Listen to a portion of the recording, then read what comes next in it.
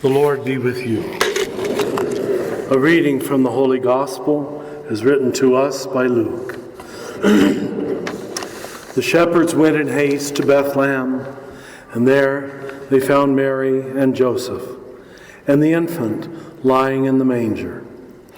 When they saw this, they made known the message that had been told them about the child, and all who heard it were amazed. And Mary kept all these things, reflecting on them in her heart. When the shepherds returned, glorifying and praising God for all they had seen and heard, just as it had been told to them, the 8 days were completed, and the child was circumcised.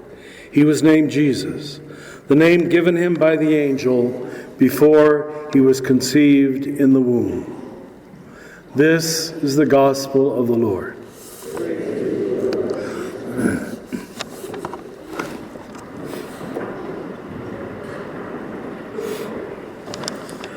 It's not real clear what I should talk about. It's formally, as you well know, New Year's Eve. It's formally the Feast of the Holy Family, our patronal feast. But Father Patrick told me to anticipate the feast tomorrow, the Feast of Mary, the Mother of God. So we got a little bit of all of them. Now we used to, only you old ones would remember, we used to call this January 1st feast the Feast of the Circumcision. But then we got a little embarrassed. We didn't know how to explain this to little girls. And so we changed it about 20 years ago to a proper feast, Mary, the Mother of God. And that's what we have today. But let me refer a little more to what was the first phrase in the second reading, where it begins, in the fullness of time. And several times in this Lucan account of the birth of Jesus, it uses the same phrase. It says, when time came to a fullness, when the right time had come. There's two words for time.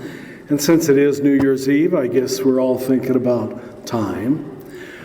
The one is chronos, which is the way you normally use the word. Chronological time, sequential time. Time as 1 minute following another. But there's another word for time that is used in these readings. And it's kairos. You don't need to remember the Greek. I hardly remember it myself. But kairos is a different notion of time. And I bet if I can describe it well, you all know you've been there. I hope more than once. It's when you say, it's all right here, right now. When time comes to a fullness. It's when time has depth, significance, meaning, purpose. It all fits. It all works. It all makes sense. If you don't have moments of kairos time, full time, frankly, all the rest of time is pretty empty. And you can toot all the horns you want tonight at midnight. You can sing Auld Lang Syne, and I hope you do. But that doesn't really make you have a full moment. Mary gives us an indication, and this phrase is used also several times. When something significant happens to Mary, it always says, and she pondered all these things in her heart. Sometimes she treasured all these things. She reflected on all these things. She held all these things. That's the only way a moment lasts. You go through many moments. We're going to pass in a few hours into a new year.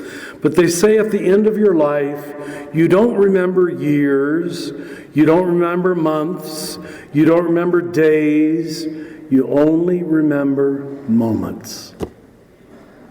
And you only remember the moments that you really treasured and tasted. And frankly, they're the moments that are surrounded by awe or silence, mostly love. Without that, you lose it, you lose it, you lose it. It's like you might as well not have lived the last 30 years. It's gone, gone, gone, gone forever. Only the moments you taste and treasure in your heart, you ponder over and hold deeply, those you have forever. At the end of your life, it's not the moment of midnight on New Year's Eve that's going to matter. It's not the Auld Lang Syne, which is lovely, I guess.